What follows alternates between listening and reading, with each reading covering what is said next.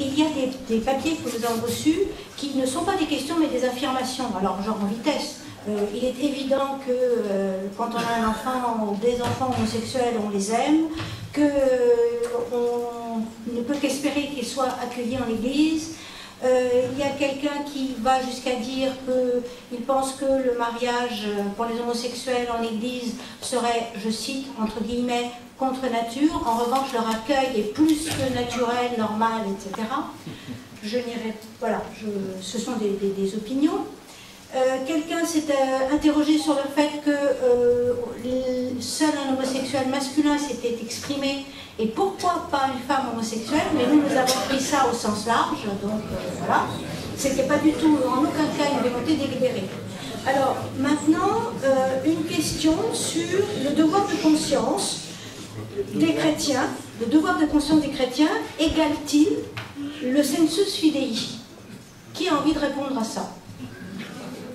Est-ce que le devoir de conscience, c'est le sensus fidei? Ça se recouvre par des différences? Je savais que ce serait... Quand vous êtes gentil. Je le savais.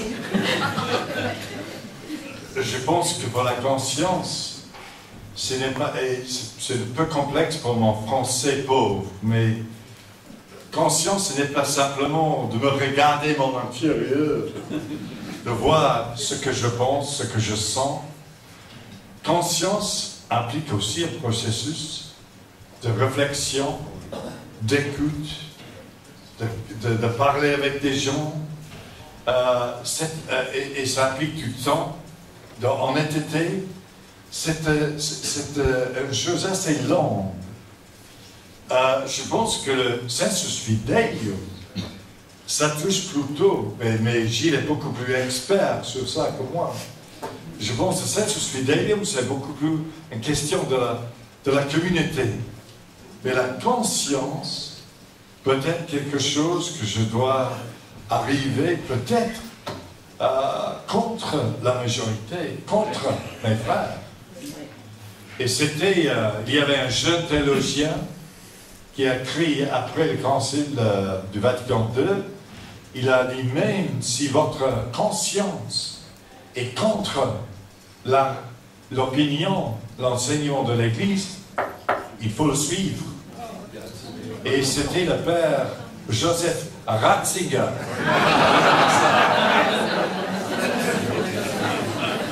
Merci Timothy. J'ai aussi quelques papiers que je synthétise, et c'est Gilles Routier qui va prendre le relais, qui font état de choses qui ont été évoquées, qui demeurent aux yeux de ceux qui ont rédigé ces papiers proprement scandaleuses. Et c'est comment sortir de cette impression de ne pas pouvoir admettre plus longtemps des situations ou des expressions comme celle-là. On mentionnait l'interdit de communier. Quel sens cela peut-il avoir d'interdire de communier?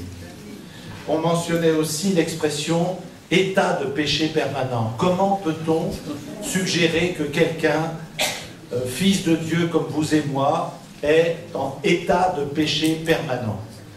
Scandale aussi, de moindre ampleur peut-être, le fait d'avoir réservé le questionnaire par crainte que, tombant dans n'importe quelle main, il ne soit pas utilisé correctement. Scandale aussi de prétendre que le décalage entre la doctrine et les pratiques est imputable seulement à la pauvre et maigre et mauvaise compréhension des pauvres sujets humains que nous sommes. Scandale aussi que des questions d'ordre de comportement familial, de conduite de couple, de vie de couple, de sexualité soient tranchées par des hommes. Chacun aura compris. Pardon de le dire, mais ce sont les papiers qui disent ça. Je synthétise à vous, Gilles. Je commence par l'avant-dernier. Le décalage entre doctrine et pratique.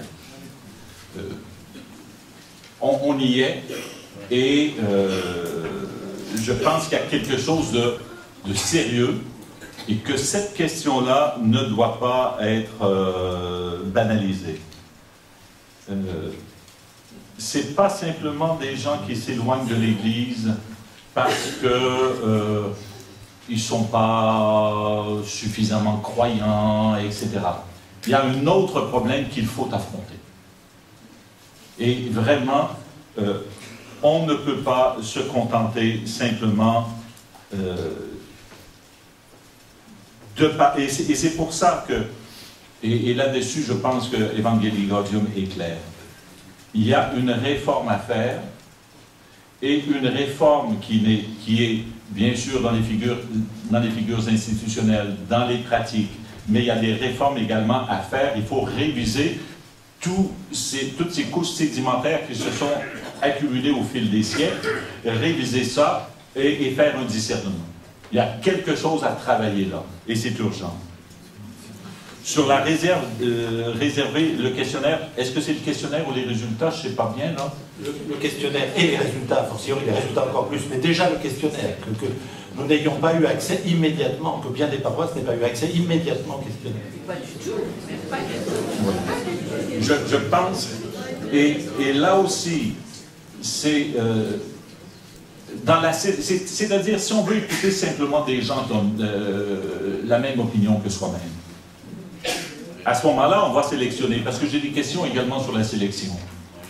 Et il y a un véritable piège qui va dans tous les sens, c'est-à-dire, et c'est pour ça, on a parlé de démocratie cet après-midi, je ne verserai pas, moi non plus, dans une apologie de la démocratie pour toutes sortes de raisons, notamment quand je vois comment ça fonctionne aux États-Unis, si c'est ça la démocratie, je ne veux pas que l'Église demain matin soit une démocratie. Hein. Mais, autrement, ce qu'on a vu, parce que j'avais une question là-dessus, ce qu'on a vu en URSS, on a dissous des paroisses démocratiquement.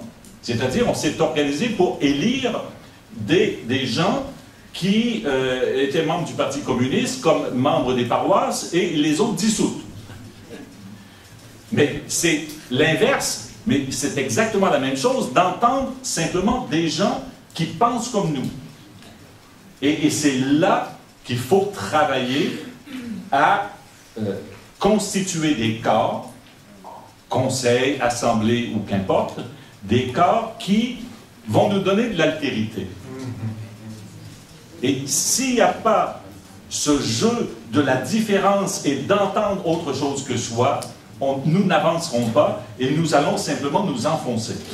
Ça je suis persuadé. Interdit de communion. C'est quelque chose qui remonte à des temps très anciens, ce qu'on appelait l'excommunication, mais il faut... On le liait à des actes précis, faut-il l'étendre sur un état permanent? Là, je pense qu'on est passé de quelque chose qui est traditionnel dans l'Église, etc., qu'on a fait un glissement. Et il faudra revenir et s'interroger sur qu'est-ce qui peut nous conduire à mettre des gens hors de la communion de l'Église. Et là-dessus, je pense qu'il y a également un travail de fond à faire. Timothée, tu veux ajouter? Timothée, vous avez 2 minutes. Gilles, si vous avez une nouvelle chose à dire, vous aurez 2 minutes. Et ensuite, la séance est conclue par Anne Soupin. Je suis totalement d'accord avec ce que Gilles dit sur l'altérité, qu'il faut être en contact vivant avec ceux qui pensent d'autrement que moi. Pour la communion, j'ai eu la grande bénédiction d'avoir 40 minutes avec le pape l'année dernière, seul, qui était très très intéressant, vraiment bénédiction. Et quand il m'a demandé de quoi tu veux parler, j'ai commencé avec la communion des divorcés et remariés. Et c'est la première chose. Et ce que j'ai dit, c'est que dans le IIIe siècle, tous les gens qui ont sacrifié à l'empereur pour éviter d'être martyrs étaient exclus pour toujours. Et un moment est arrivé, le pape a dit, c'est pas possible d'exclure quelqu'un pour toujours. C'est pas possible. Et pour cette raison, il a changé de discipline. Et je pense que nous sommes dans le même moment maintenant. Parce que le mariage est difficile. Et à ce moment, il y a tellement de gens qui sont bons, mieux que moi et vous peut-être, qui sont divorcés, remariés, que je pense qu'on ne peut pas les exclure de la communion. Il faut trouver un moyen de les accepter chez nous. Parce que la communion, c'est pour nous tous. Parce que nous sommes tous blessés. Nous avons tous fait des erreurs. Tout le monde. Et je pense que le moment est arrivé.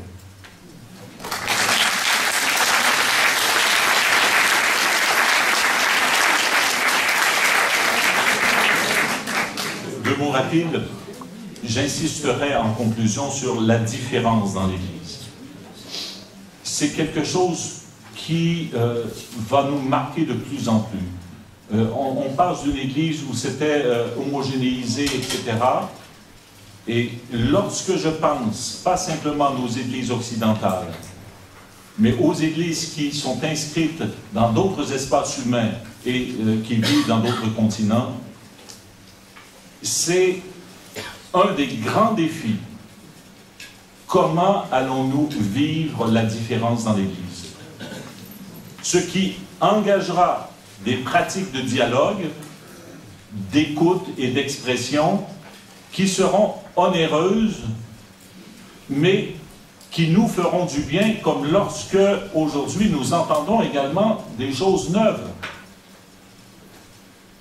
Avec la nécessité de mettre, parce que toutes les questions que j'ai eues sur le synode diocésain, de mettre clairement des procédures également.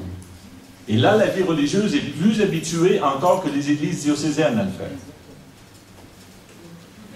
J'insisterai sur le fait que nous sortons d'une période où on a absolutisé un des pôles. Et d'arriver à une construction multipolaire ne sera pas simple. Parce que nous aurons simplement tendance de déplacer le curseur et d'absolutiser un autre pôle, ce qui ne nous avancera pas. Et je conclus en insistant sur la vie chrétienne comme lieu d'expression du sensus fidei, c'est-à-dire, ce n'est pas, et là François a tout à fait raison, c'est pas simplement quand on a les mots pour le dire, mais des gens qui, en profondeur, sont fidèles à leur vie chrétienne, ont une crédibilité et nous disent quelque chose de l'Évangile qu'il faut entendre.